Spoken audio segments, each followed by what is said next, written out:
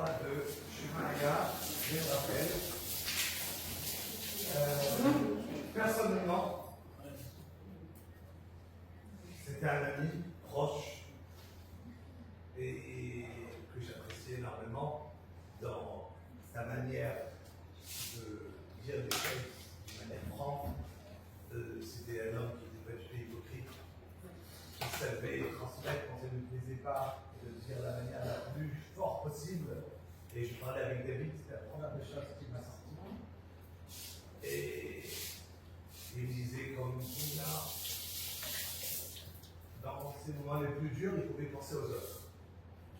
Penser aux autres et appeler les personnes qui étaient malades, appeler les personnes qui avaient besoin d'un réconfort. Et à moi-même, chaque fois, il me parlait à lui, des malades, il comme ça, quand lui, il était vraiment pas bien du tout. Et il me disait, ah, c'est lui le pauvre. Et tout simplement, il avait ce cœur-là pour les gens. Et il ne supportait pas l'injustice. Du tout. C'était quelqu'un qui était très très fort. Il a absolument quand il voulait quelque chose. Et évidemment, il avait sa manière de parler bien forte aussi pour qu'on comprenne. Donc, voilà. Et donc, bon, Hachem, on a eu plein de discussions. On a été ensemble ici, en dehors des shiurim qui voulaient qu'on parle ensemble. Et il a fait quelques jours sa manière de voir les choses. On devait manger ensemble à un restaurant. Mais voilà, après 11 mois que tout ce qu'on est en train de dire, les Divrei Torah ici ce soir, les brachot, les Nishmato, dès la première réflexion que j'ai pu avoir, c'est combien la vie est très vite, et qu'on se dit, il est tard, et voilà, que 11 mois après, on se trouve déjà. Et si la vie elle passe vite pour eux, pour nous, notre vie elle passe vite. Et si notre vie elle passe vite, donc c'est la raison qu'on se dit très bien que c'est bien de partir dans la maison d'endeuillé que de partir si tu as habité à deux endroits. Et je peux partir pour un mariage ou une maison d'endeuillé, mais je vais aller dans une maison d'endeuillé. Pourquoi? Qui a raille à niveau. Car celui qui est vivant, il va mettre dans son cœur, il va commencer à réfléchir, il va dire ok, encore un qui est parti. Encore un qui est parti. Comme je disais dans Petraïm, c'est pas. Il y a des gens qui meurent. Non, tout le monde. Et donc,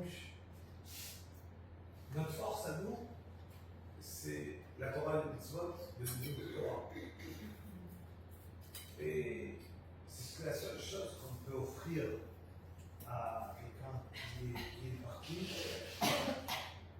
c'est de donner des mitzvot, de envoyer des mitzvot pour lui. Lui, il est donné, il est comme un malach, on a attaqué la rame à Akrim, et on dit, c'est les malachim, ils sont debout, il y en a rien en avant. Un être humain, quand il est vivant, il peut avancer. Par ses mitzvot. Mais il peut avancer par les mitzvot qu'il va faire dans ce monde. Après qu'il décède, il n'a plus rien. Aucune mitzvah. Et il rêverait d'avoir une mitzvah. Sheyman, il disait qu'avant quand il partait, il donnait des fois de la tzedaka pour quelqu'un qui est décédé. Et il disait, celui qui va aller intercepter dans le ciel cette méchante, pour lui transmettre cela et cela. La mitzvah que je vais mettre, la tzedaka que je vais mettre maintenant dans la tzedaka, elle sera pour lui. Donc il prenait un shekel, mais à la tzedaka, voilà. Je veux que cette méchante telle et telle soit au courant de ça. Alors c'est très bien que les méchants en haut ne sont pas au courant de ce qui se passe. Au fur et à mesure que ces méchants quittent ce monde, après les 3 jours, les 7 jours, les 30 jours, les 11 mois, l'année, au fur et à mesure les méchants, elles quittent ce monde.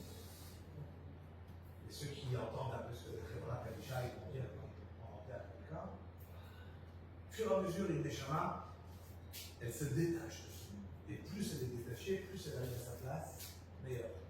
Plus elle est accrochée à ce monde, et plus elle n'est pas encore à sa place. Donc transmettre non, c'est pas le moment, mais une vara extraordinaire. Qu'est-ce que les Neshama exactement? Ils savent, tant qu'ils sont en haut. Mais nous, ce qu'on a besoin, dans ce cas-là, comme je disais, Hachem m'a dit, voilà, je veux offrir à cette Neshama, j'ai envie de parler à cette Neshama. Pour parler à cette Neshama, j'ai besoin d'un conseil. Comme il dit ici, c'est d'accord. Il faut venir de la Zaka. Et il disait, la Neshama qui partira et qui intercédera, qui parlera à cette Neshama telle et telle, eh bien, je vais mettre la Zaka, les élus Nishmatam. Cette Zaka-là en question, elle sera pour l'élévation de cette âme-là. Et il disait à cet instant, vous pouvez imaginer les milliers de Neshamot dans le ciel qui essayent de retrouver cette Neshama. Qui peut l'atteindre? Pour eux, ils vont réussir à avoir, on va leur donner cette mitzvah-là de shekel que je viens de pour elles, gagner cette mitzvah.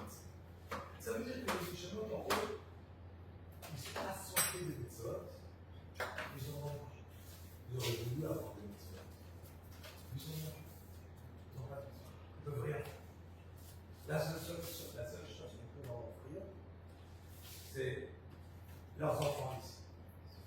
On appelle ça Kara Gavua. L'enfant, c'est la jambe du père. Et donc, les enfants qui vont faire des mitzvot, les enfants, ils vont avancer, faire avancer les parents. C'est très riche.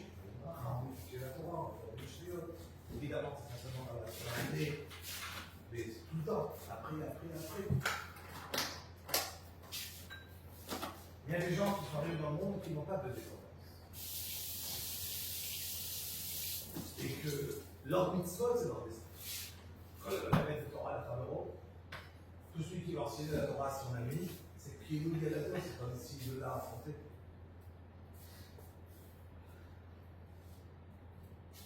Il y a ceux qui vont soutenir la Torah. Ben, alors il va arriver en haut, il va avoir les mérites de Issachar et de Zebulun, qui se sont associés ensemble.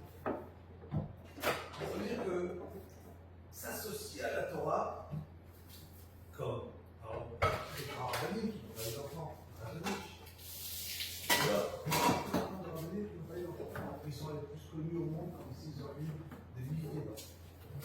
On parle d'eux tout le temps. Pourquoi? Il n'y a pas quelques minutes qui vont être dans une yeshiva, ça va pas parler de tout. Pourquoi? Parce que leur Torah, c'est qu'on va enseigner, c'est à leurs enfants.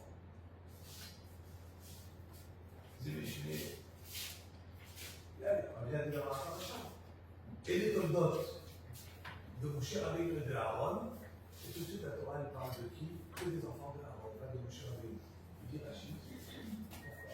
Pourquoi? Parce que Moshe Rabbeinu, il a enseigné aux enfants de Aaron la Torah, c'est considéré comme si c'est ses enfants à lui. Donc c'est pour ça que les enfants des autres, c'est les enfants.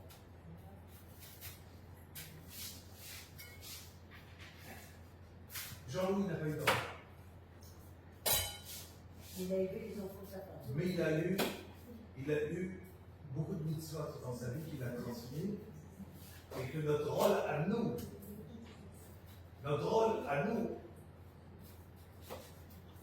c'est que on est ses amis, ses proches, il est avec nous chez eux, c'est de prendre une mida à lui, de franc, quelqu'un de Yachar, de droit, et les mitzvot que nous on va faire ce soir, c'est la seule chose qu'on peut offrir. La seule chose qu'on peut donner, c'est ça.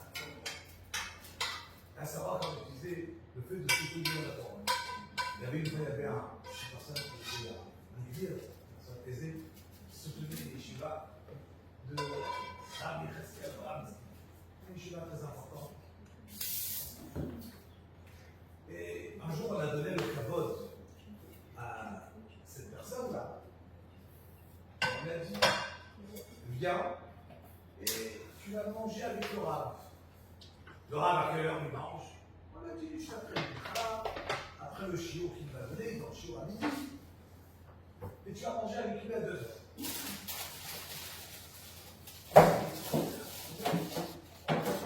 Donc il s'est dit que c'est dommage d'y arriver pour 2 heures. Je vais venir au cours.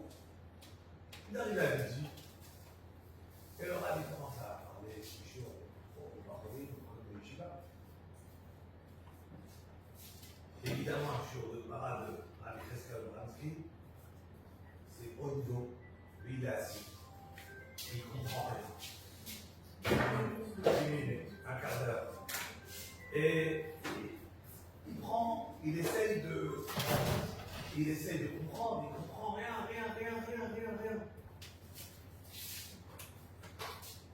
Il s'ennuie. Il demande à la personne combien de temps quand c'est fini. Après il lui dit, tu vois, on n'a rien à dire. Lui, il n'en pouvait plus. Il y a des têtes, c'était le énorme pour lui d'être assis.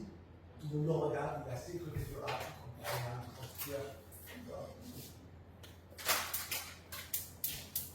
Il a fini le rap. Il s'assoit au repas, le rap. Il parle en l'honneur de cette personne-là, riche, qui soutient la Yeshiva. Et il dit, vous savez, au Ganéden, il sera assis à côté de moi. On va étudier ensemble toute la journée.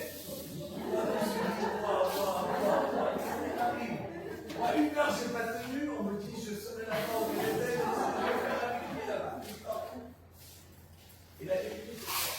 C'est que quelqu'un qui a soutenu la Torah, qui aimait la Torah, on lui apprend la Torah. Donc, c'est la raison qu'on soutient, on apprend être réuni à la la vie à celui qui va être arrasé.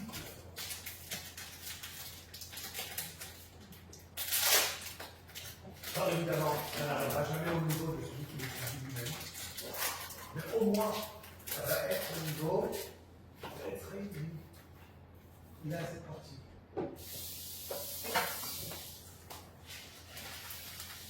Il y avait une fois, il y a un monsieur qui est au chemin, il dit, ça va. Et voilà que le travail, le temps, tu l'as, il comprend à 9 heures, il est en train de faire son boulot. Et voilà qu'il sort un jour, pendant quelques minutes, parce qu'il faut savoir qu'il est en train de travailler.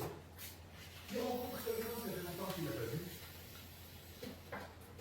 Et il le voit, c'est un monsieur qui est en train comme ça de boiter un petit peu. Et il dit,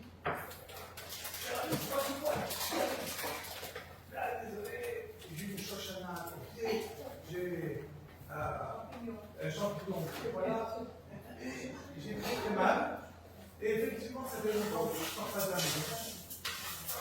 Je me dis, mais tu sais, c'est pas mon gros problème à moi. C'est que, tu sais, mon niveau financier, il n'est pas bon du tout.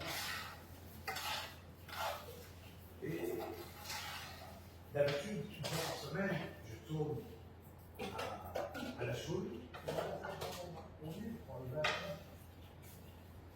Et là, avec mon problème de pied, ça fait déjà 2-3 semaines, j'ai très mal. Je n'ai pas réussi à sortir. Et on a pris un bout. Est-ce que tu es d'accord de le ramasser pour moi? De ramasser pour moi là. Oui, ça ne correspond pas avec le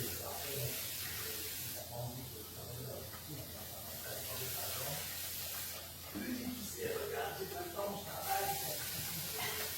J'ai pas le temps, laisse-moi aller au travail.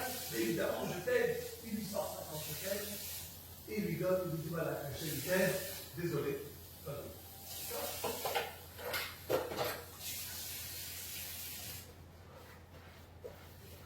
Il rentre à la cuisine, et comme d'habitude, il fait toujours un chiot pendant qu'il travaille.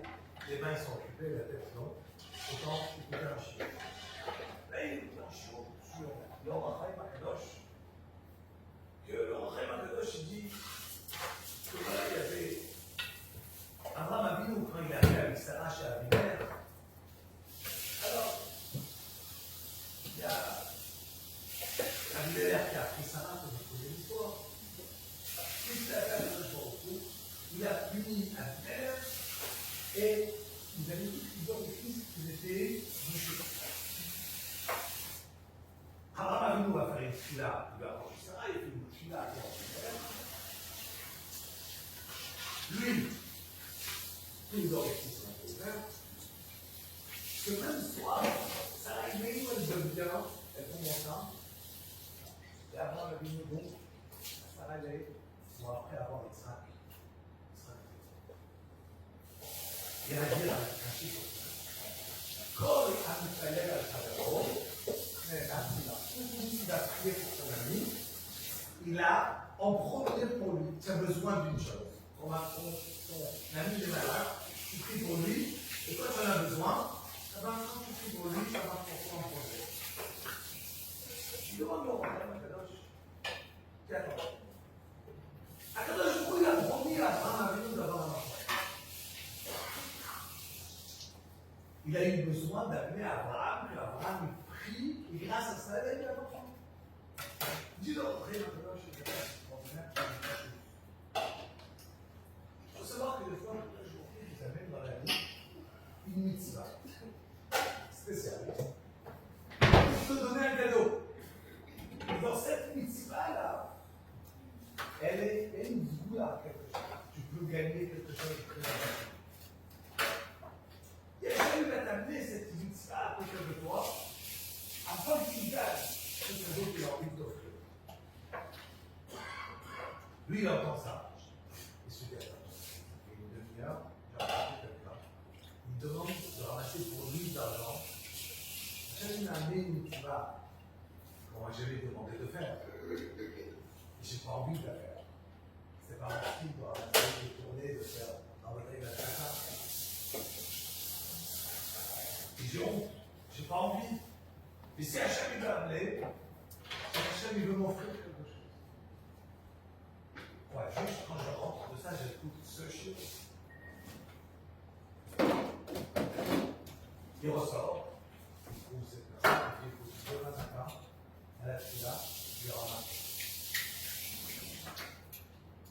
Il arrive à son travail comme il est à 9 heures, il lance il court au fila, il a et il commence à ramasser de l'argent, il devient de ramasser l'argent, il a une belle somme, il retourne vers son travail. Et là, il voit les pompiers, il voit tout le monde, la police, où il travaille à la distribution de gaz. Et tout a explosé, il fait la date dedans. Il dit à pourquoi regarde, je croyais que j'avais donné à lui, c'est lui qui m'a donné. Moi, j'ai rien pris. Moi, j'ai rien donné, j'ai tout pris. À ce moment-là, je donne à quelqu'un une possibilité de faire une fois. Et quand il fait la question, il a l'impression, je suis parti, j'ai ramassé pour lui. Mais en vérité, tout ce qu'on va faire, lui j'ai fait le charme, l'olivier, tout ce que tu vas faire, en fait, c'est pour toi. Tout ce que je fais. On sait très bien qu'un être humain qui va mourir, il n'y a rien qui va l'accompagner en haut. À part cette Torah et les médecins. La Torah et les médecins. Il n'y a pas tout ce qu'il va faire. Il n'y a rien. Il y a sa femme, ses enfants, son argent, son cabane, c'est jusqu'au Kéber. Après, c'est tout.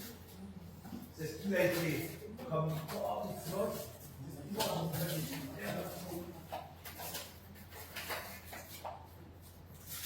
Et une dame qui a une Mishnah à 80 ans, et une Mishnah âgée avec 60 ans. Et pendant les Shivra, son fils s'est raconté, il disait, vous savez, ma femme, ma mère, quand elle était jeune, elle a eu une très grave maladie. Et elle est tombée dans le coma. Et elle était sur le point de partir. Et on croyait même qu'elle était morte. Tout à coup, elle s'est réveillée. Et elle a dit, voilà, je suis arrivé en vérité au Bédine d'en haut. Et j'ai déjà vu mon grand-père venir à ma rencontre. Et j'ai dit, à moi je m'en retrouve, je sais que je mérite plus de vie. Une seule raison. J'ai ma mère qui a 90 ans. Dans sa jeunesse.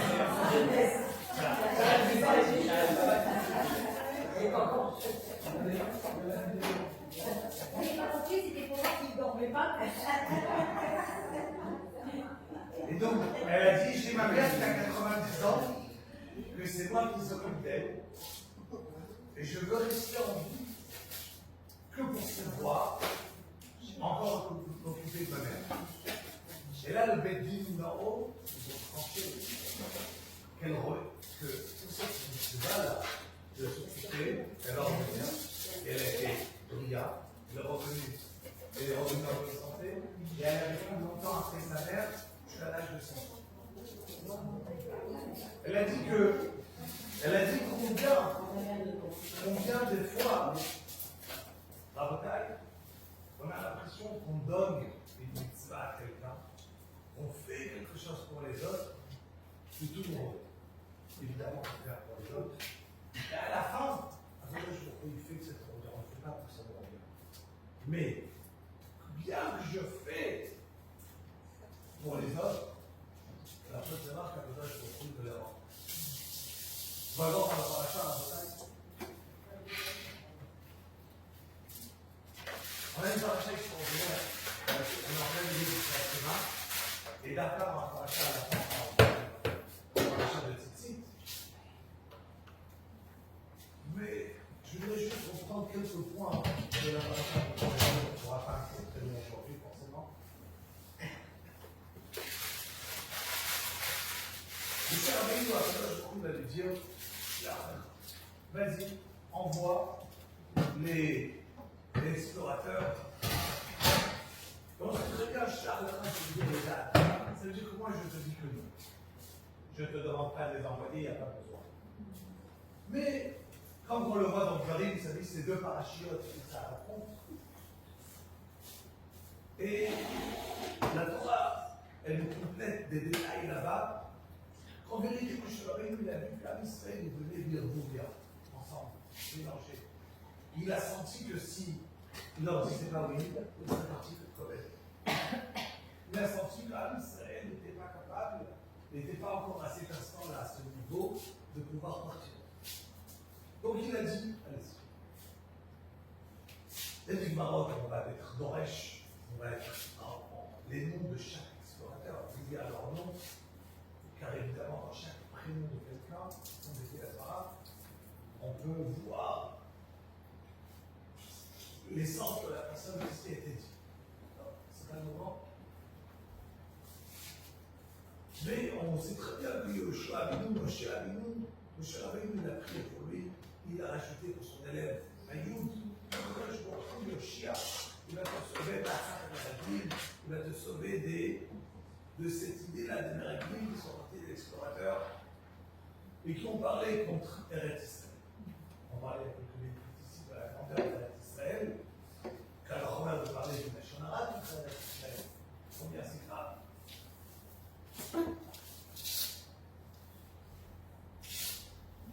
Et voilà que les explorateurs, donc, on va refaire rapidement des points sur la paracha. Les Meraglim, ils y vont.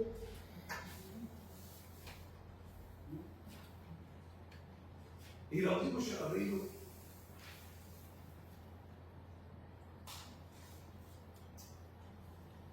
ומהארץ אשר בעיני עם רזה יש בה עץ עם עין. Allez-y voir s'il y a עץ, avec s'il y a des arbres, c'est un arbre. Moi, je dis sur place que il faut savoir que des fois, même quand on doit recevoir quelque chose, si la personne qui est en face de moi la démérite, des fois c'est quelque chose. Ça veut dire que si en Eretz Israël il y avait des gens comme moi, je dois rentrer en Eretz Israël. Il y a des gens qui sont là-bas, des gens qui sont comportés.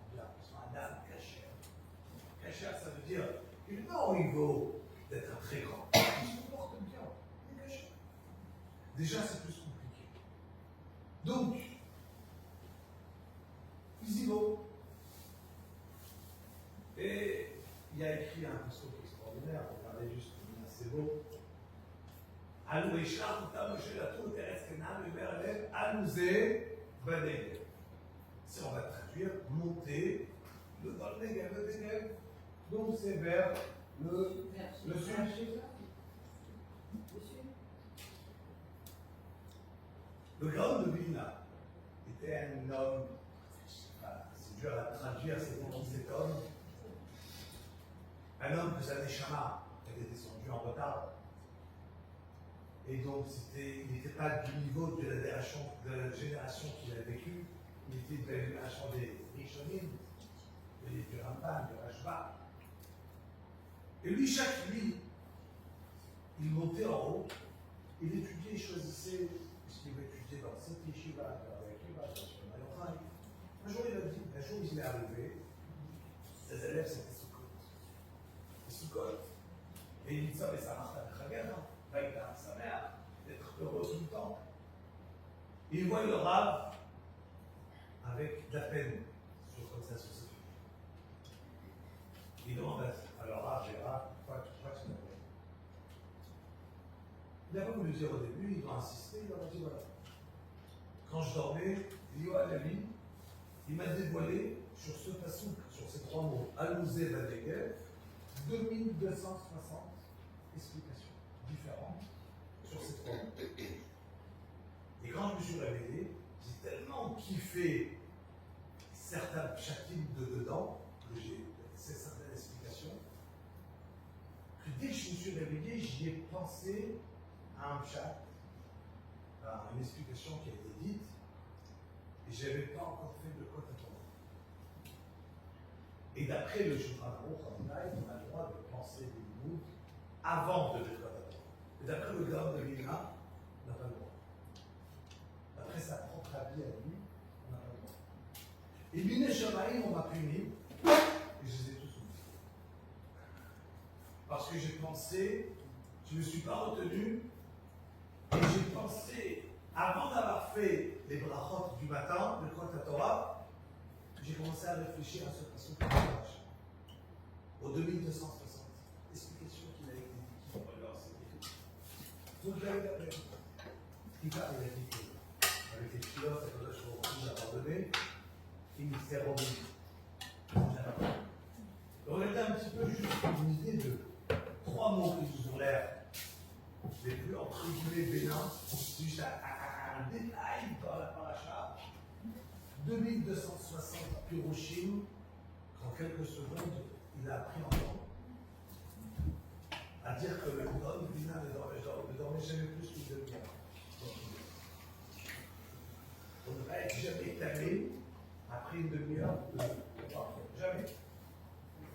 Donc, mais voilà qu'il monte, tout le monde connaît, on va vous faire rapide la paracha. Il arrive, ils vont voir une école à la ville, une grappe de raisin. Ils vont être 8 à prendre tellement elle était lourde. Chazal vous dire qu'ils ont bu du vin et 40 ans après, ils ont été dans la réserve de cette grappe qu'ils ont récupérée. Et Chazal Rashi commence à nous raconter combien eux ils étaient forts et combien cette grappe-là elle était énorme. Énorme. 8 personnes à la portée. Et qu'est-ce que c'était? Et combien il était lourd? Un, il a pris une fille, un, il a pris une grenade. Caleb, tu veux le choix, ils n'ont pas voulu prendre. Rien. Donc ils ont dit, si la raison qu'on va prendre ces fruits, c'est pour donner un cheval qui mange sur la terre d'Israël, mais en même temps la délivrer. En même temps dire, si elle est tellement belle, eh bien, regarde-moi, elle est tellement grande, c'est des géants, on n'est pas capable. Donc, la matana, elle n'était pas de donner le chemin, de donner le bon côté à Israël, elle était de délivrer à la fin. Donc, il a dit, ils ont dit les deux, on ne pensait pas. Donc, il n'y avait que le 10 qui ont porté, qui est Yoshua et Caleb, qui n'ont rien pris. Et voilà qu'il ramène. Et il raconte tout de suite, et ça pour le Robam, l'arrête, regarde Zabat,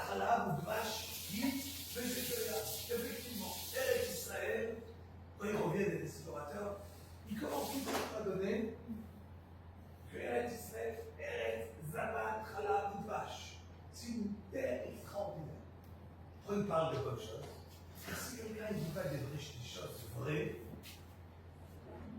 alors même s'il n'a pas réussi à rentrer le feu, quelqu'un qui dit des choses tordues, il est obligé d'en dire. Car si je ne dis pas du vrai, alors on va dire, ah, tu es nul. Je suis obligé de rentrer du vrai. Et quand je dis du vrai, c'est ainsi que je peux rentrer des idées tordues à quelqu'un. Donc, il commence à parler au début, ça va pas. Mais c'est plus rien. Mais attention, ils sont grands. Et s'ils sont tellement grands, c'est des géants. Et si c'est des géants, ils sont tellement forts, après qu'ils ont parlé de la Shonara, ils ont dit, attention, Amalek, le chef Béret, pourquoi ils ont cité Amalek? Parce que Amalek, ils étaient les premiers peuples qui sont sortis, quand on est sorti d'Égypte, ils sont venus d'eau. Ah, Israël, ils avaient peur. Donc, déjà, ils ont fait des toucher, point de vue commercial, et c'était extraordinaire. Ils savaient comment toucher, comment mettre en psychologie, ils ont appris des points. Est-ce que Israël, c'était comment le faire, comment le toucher? Top. Après, il y a Caleb qui essaie de faire taire tout le monde.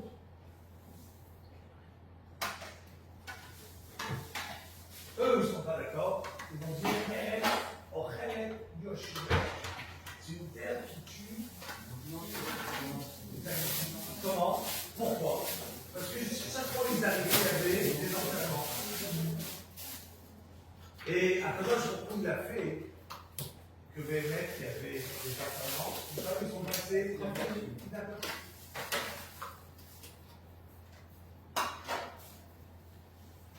Et c'est intéressant parce qu'ils disent sur place qu'ils ont vu les géants.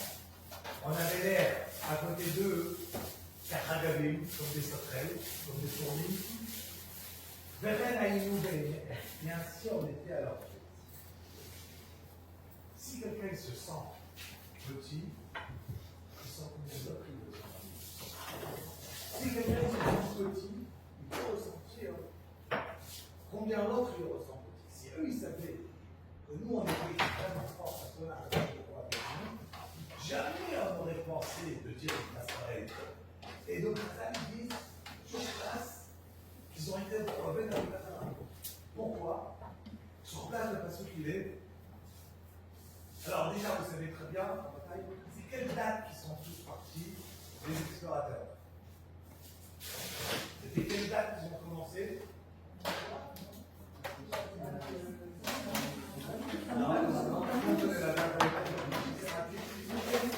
Quelle date ils ont commencé à Rabotaï? Là, les explorateurs, monsieur les hommes? C'est non? 29 Sivan. Le 29 Sivan, comment je fais Rabotaï? C'est simple. Ils sont revenus et le soir même, ils ont pleuré. Ça veut dire qu'ils sont revenus le 8 Av. Et le soir, ils ont pleuré. Parce qu'ils ont pleuré pour rien. On a dit Javéam, Betamidash Rishon, Betamidash Sheni. Quand tu pleures pour rien, peut-être je trouve que c'est quand même un peu. Tu pleures. Puis tu pleures pour rien, ça te donne une petite claque, tu restes à son pleurer. Vous avez jamais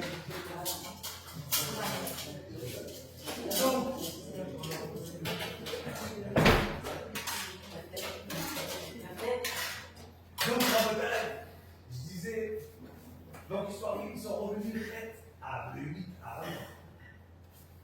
Et là, ils ont commencé à dire à tout le monde, pourquoi quand je vous a fait tout le monde a commencé à pleurer, pourquoi quand je nous fait sortir d'Égypte. Et tout le monde a dit, Nifna Roche, on choisit un nouveau dirigeant, il y a un retour en Égypte. On met le chien avec nous, Khazal, ils disent, ils ont été, ça s'appelle l'affaire d'Abadaza. Et quand Moshe là, Akadosh Baruch Hu, il arrive, il apparaît à Moshe Rabbeinu, et à Aaron, il dit j'extermine le peuple. J'extermine tout le monde, et on recommence par toi, Moshe Rabbeinu.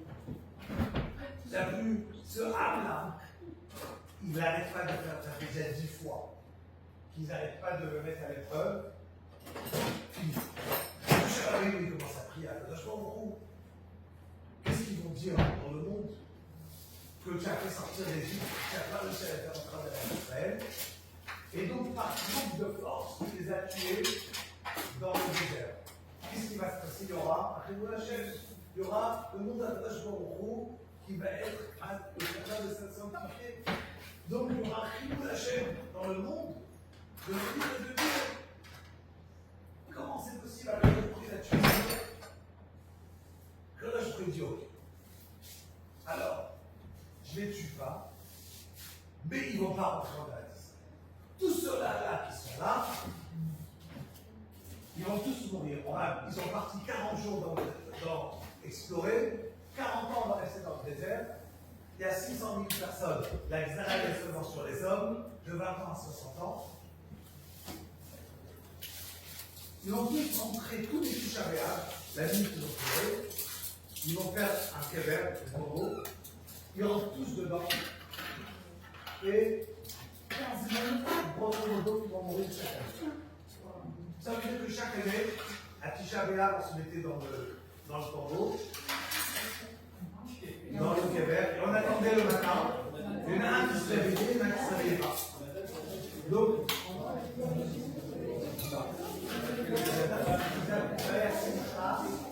et Simcha, jusqu'à Tisha, ils sont restés. Et là, il y a Israël, la Xana et donc, juste on continue. Donc, chaque année, il y avait les 15 000 qui rentraient, tout le monde rentrait, et 15 000 qui mouraient. Alors, ils s'enterraient vivants, hein? Ils s'enterraient, et ils mouraient vivants.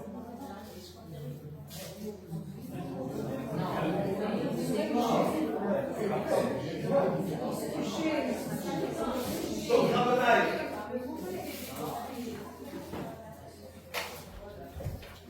on avance. Ça, c'est la pétition du Ham Israël. Qu'est-ce qu'ils ont eu? La pétition des explorateurs, les 10. Parce que j'ai pas ramassé mes salades. Non. Qu'est-ce qu'ils ont eu? Ils ont eu leur langue qui a grandi sur la terre. Et c'était les fourmis, les bêtes qui montaient dans leur langue et qui sont morts. Vida et les gars de Mida. Ils ont Vida et les gars de Mida, mesure pour mesure à taille, ils sont morts d'une mort atroce. Quelle date ils sont morts? Quelle date ils sont morts? Non. Il y a que dans la Lacha.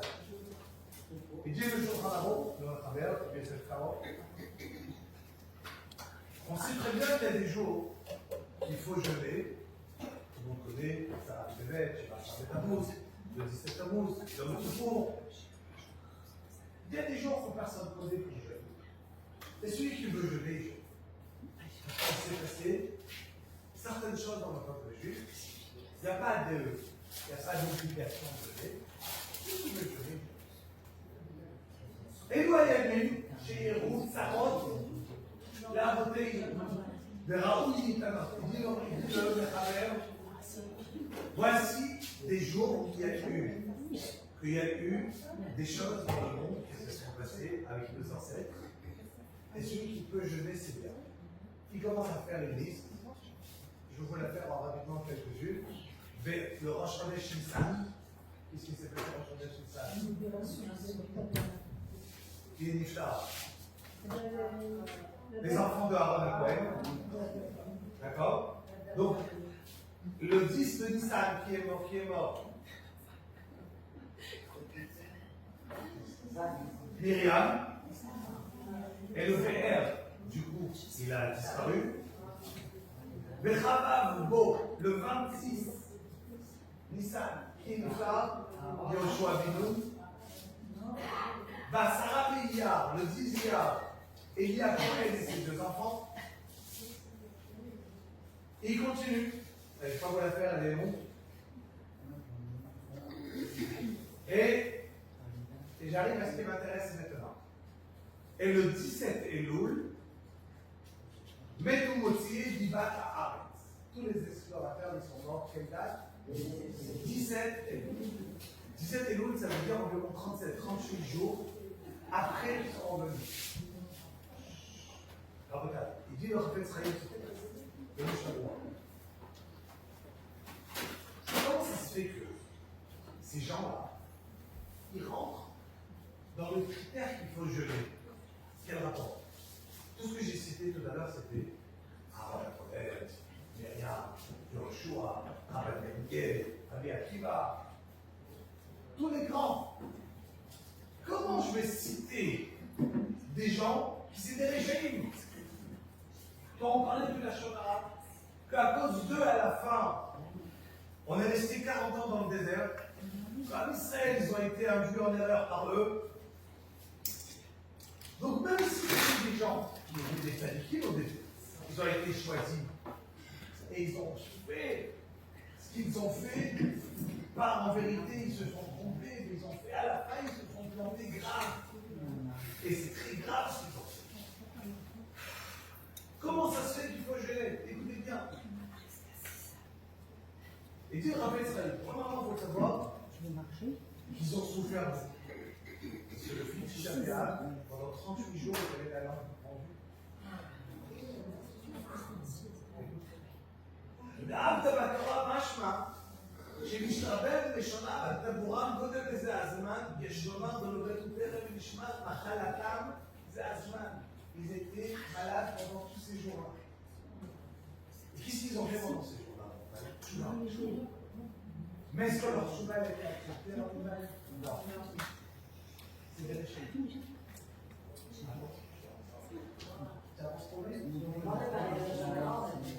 Il demande le Raphaël Israël, mais comment ça se fait que je dois jeûner?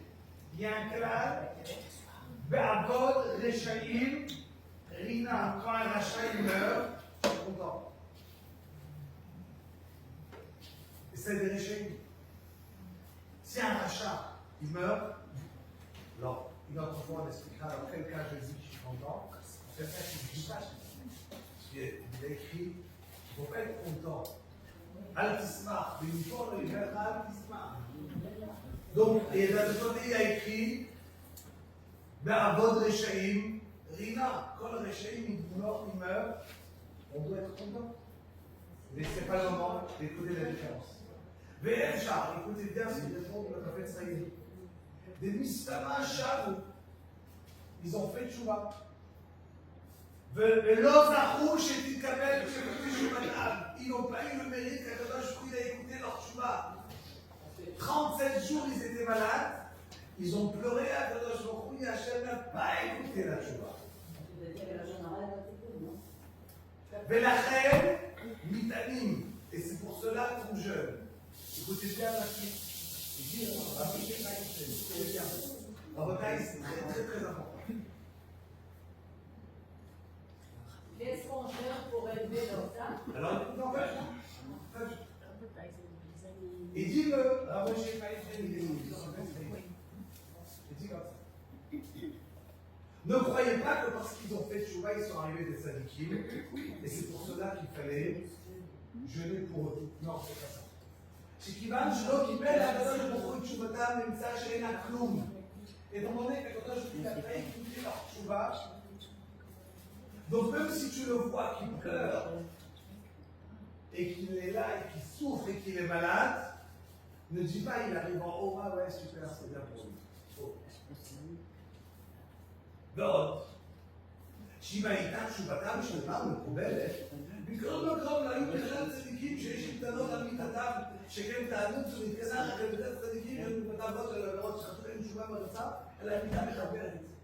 Quelqu'un qui va faire du Chilul Hashem dans notre vie, qui va faire comme eux, ils ont fait du Chilul Hashem, la tchouva, elle ne peut pas aider, à part de mourir.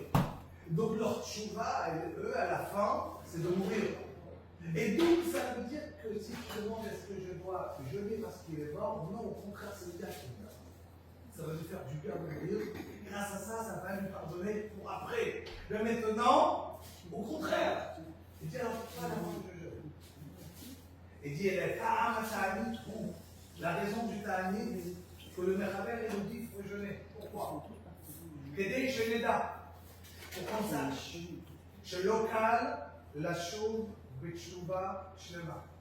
On doit savoir que ce n'est pas facile de faire une vraie tchouva.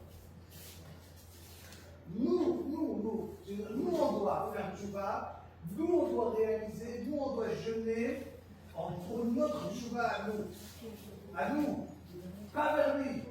Lui n'a pas été une cabette. Et nous, on doit réaliser, on doit jeûner,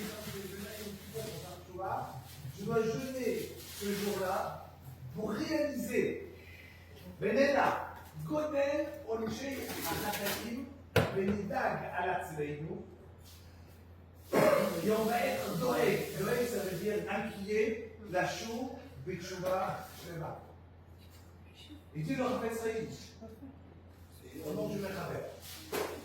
L'importance de ce jeûne, il a été fixé pour une raison.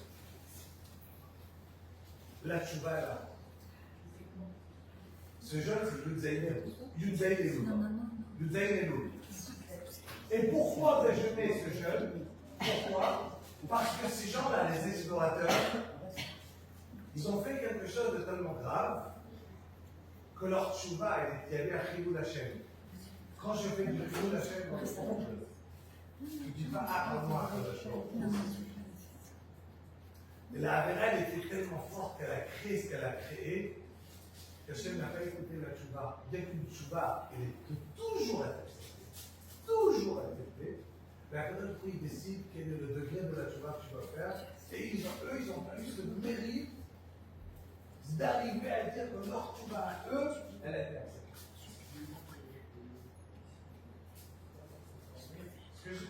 Je commençais par ça. Le Rabbi il dit, c'est des jeunes, que celui qui veut une jeune, il y en a tous. Il n'y a rien dans le monde. C'est celui qui veut jeûner, c'est un plus.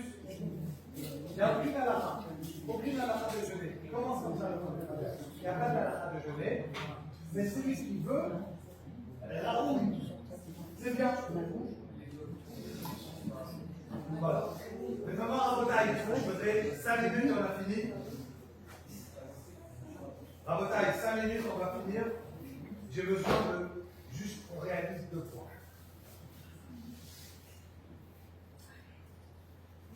La mida de Mida qui est quelle mida chaque fois. Toute notre vie, on doit réaliser qu'Akadosh Baruch Hu, il juge, et le jugement d'Akadosh Baruch Hu, il est d'un côté. C'est Katecha, qui a réel, et Mishpatecha, qui est au travail. Le Tzedek d'Akadosh Baruch Hu, waouh, c'est des montagnes. Ça veut dire qu'Akadosh Baruch Hu, il donne sa bonté, elle est très haute. Le Mishpatecha, Théom, c'est la vie. C'est très très dur, le Mishpat. D'un côté, le reste de la chaîne est grand, et d'un autre côté, le Mishpat, Akadosh Baruch Hu, il est grand. Et donc, qu'est-ce que j'ai besoin de faire? Aller dans le droit chemin. Quand je vais dans le droit chemin, je réalise qu'est-ce que ça veut dire la vie. Je réalise qu'est-ce que ça veut dire la tchouva. Il y a une notion de mida qui est évidente. Je vais vous raconter 2 petites histoires à la tragédie. Mida, elle avait une mida. Le Khatz Kaleviché, un des grands magistrats du monde, surtout d'abord la Shoah, et après la Shoah, il y a eu encore la révolution de masse. Il a raconté, il a dit que dans une petite aïara, un petit village de Yeshiva, il y avait là-bas une synagogue. La Yeshiva n'avait pas suffisamment de place. Quand on entend, elle partait étudier dans cette synagogue. Et il y avait là-bas le Gabbai, celui qui était responsable. Ça l'intéressait parce que ça salissait la synagogue. Il était là, il n'avait pas de balagan. Les barouines, des fois, qui peuvent mettre des farines, pas ranger, les tables, les chaises. Il venait, il s'énervait sur les barouines. il s'énervait, et un jour il a pris, ils allaient tous. Retournez chez moi, je ne sais pas, personne n'étudie ici, c'est d'abord, on n'étudie pas ici. Il a dit, moi j'étais barreau, et j'ai vu cette histoire. Et je me suis dit, on verra qu'est-ce qu'Hachem va nous faire faire à celui-là. Qu'Hachem lui pardonne. Mais il a une alrage, mida, quelle est mida. Et il dit, toute ma vie, j'ai attendu de savoir, est-ce qu'il y a eu une mida, quelle est mida ou pas. Il a dit un jour que quand il est dans le compte, il dit, voilà, ce papa, il est décédé. Il dit, comment il est décédé? Il dit, on était en plein milieu de Birkat Kohanim, dans la chose. Et Kafem, arrêt cardiaque, tac, il n'était pas quoi. Maintenant, quand quelqu'un il est niftar, il y a des kohanim, dans une yeshiva par exemple, on enlève tout sur le kohanim, parce que les kohanim n'ont pas le droit de rester, parce que c'est impur. Et donc, qu'est-ce qu'on aurait dû faire? Enlever les kohanim. Mais lui, il est niftar pendant le Birkat Kohanim. Et donc, qu'est-ce qui s'est passé? Eux, ils devaient continuer. Tout de suite, on l'a pris, on l'a mis dehors. Il a dit, vous avez vu, ça c'est Mida comme ça. Il a mis la Torah dehors, il a été mis dehors. Il a dit, regardez, Mida est dégué, Mida, mesure pour mesure. La mesure pour mesure, elle est lui, il est déjà mort. Moi, je sais pas dire comment il est mort, c'est ce détail.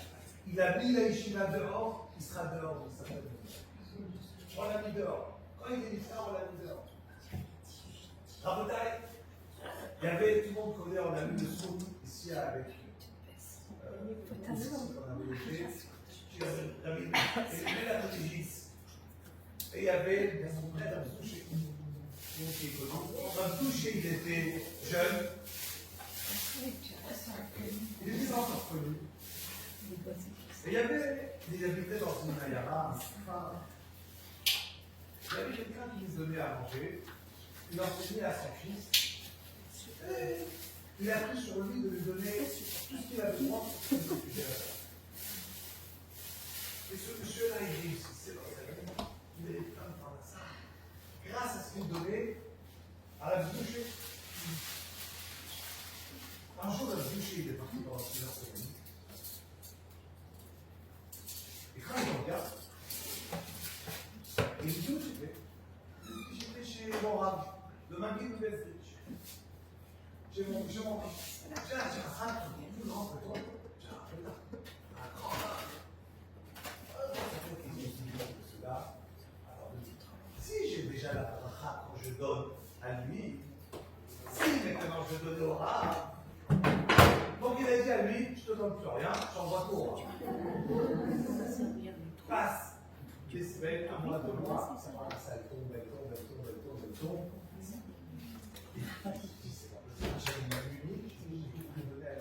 Mais j'ai fait une fois, j'ai donné au plus grand. Il appelle le boucher, lui dit, dis-moi, pourquoi j'ai plus faim? Il a dit, Mida et Negetiva. C'est super grave. Je dis, aujourd'hui, tu me donnais à moi. Mais un jour, je t'ai dit, peut-être qu'il y a mieux que lui, je vais donner à meilleur. Tant que tu as donné à moi, je n'ai pas vérifié s'il y a plus grand, il n'y a pas plus grand. Machin il a dit, moi je vais le donner à lui, je vais lui faire ses mérites. Il a des mérites, il n'a pas de mérites, je donne.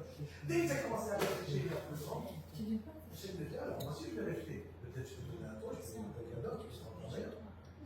Oui, il a donné à quelqu'un qui est meilleur que toi. Pourquoi chaque vie tu donnes à toi? Il a donné à quelqu'un de meilleur.